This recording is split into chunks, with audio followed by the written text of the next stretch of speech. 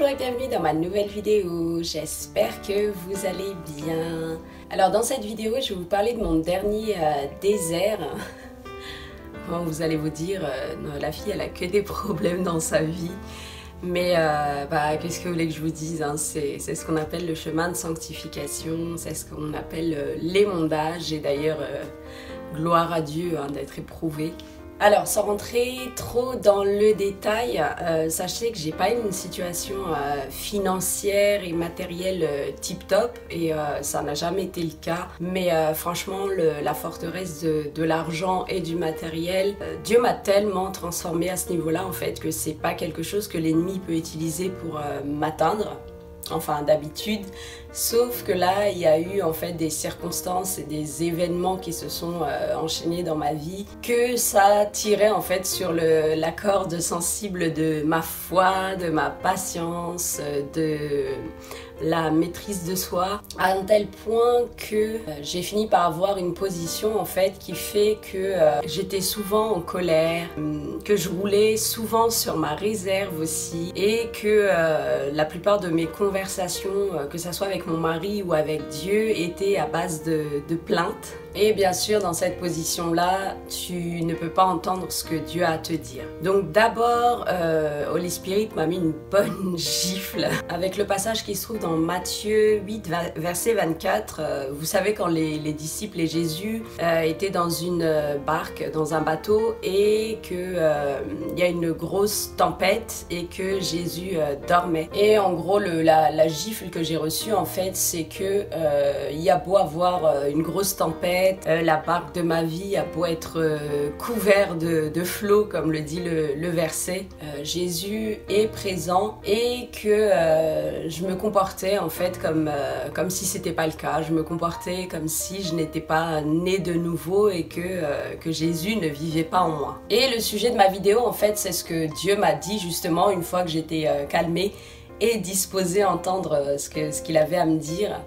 Et ce sujet-là, en fait, c'est la sagesse divine. Peut-être que comme moi, tu vas te dire au début que c'est super la sagesse divine, ok, excellent même. Mais en quoi concrètement ça va changer ma situation, mes problèmes financiers, ma santé ou je ne sais quelle est votre circonstance difficile en ce moment. Et on va partir du texte qui se trouve dans Luc chapitre 2 verset 52 qui dit « Et Jésus croissait en sagesse, en stature et en grâce devant Dieu et devant les hommes. » Et personnellement, dans mon cas, j'ai toujours besoin de grandir en stature ou en d'autres termes de croître spirituellement et en grâce aussi. Mais ce désert-là que Dieu a permis dans ma vie, en fait, c'est spécialement pour la sagesse. Et Galates chapitre 4, verset 11 dit « Or, aussi longtemps que l'héritier est enfant, je dis qu'il ne diffère en rien d'un esclave, quoiqu'il soit le maître de tout. » Donc la première chose, c'est que Dieu m'a rappelé en fait que je suis co-héritière de Christ. Comme le dit Romains 8, verset 17 « Or, si nous sommes enfants, nous sommes aussi héritiers. Héritier de Dieu et co-héritier de Christ. » Et en fait, toutes ces choses que je réclamais, en fait, toutes ces choses que je me plaignais de ne pas avoir, toutes ces bénédictions, cette vie en abondance, elles m'appartiennent, c'est mon héritage. Seulement, comme le dit le verset, tant que l'héritier est un enfant, il n'a pas la capacité de jouir de l'héritage. Il y avait d'ailleurs un enseignement de Mohamed Sanogo là-dessus où il disait que si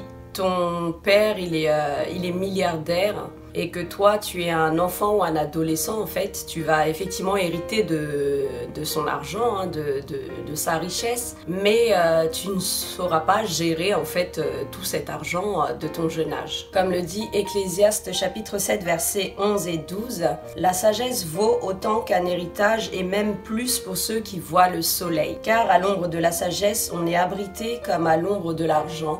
Mais un avantage de la science, c'est que la sagesse fait vivre ceux qui la la possède. C'est vrai que Dieu use de personnes et de situations en fait pour exaucer nos prières, pour nous bénir, mais Dieu ne donne jamais de la matière. Il donne de la sagesse justement pour que nous on puisse acquérir et gérer en fait la matière qu'il ne donne pas. Et cette sagesse-là, en fait, elle vient sous forme de raisonnement, c'est un chemin, une direction à prendre. Et c'est par cette direction-là, en fait, qu'on va trouver justement le moyen d'accéder à l'issue de la situation. En somme, la bénédiction de Dieu passe par la sagesse divine. Je dirais même plus qu'en réalité, la bénédiction de Dieu est la sagesse divine. C'est pour ça d'ailleurs que la sagesse divine est si importante. Proverbe 3, versets 13 et 14 dit « Heureux l'homme qui a trouvé la sagesse et l'homme qui possède l'intelligence.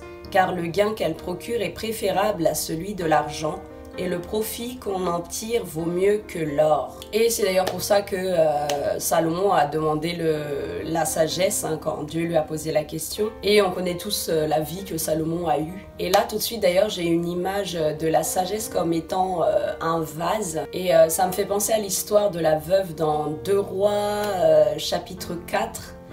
Vous savez l'histoire de cette veuve qui, à la mort de son mari, en fait, elle se retrouve avec les dettes.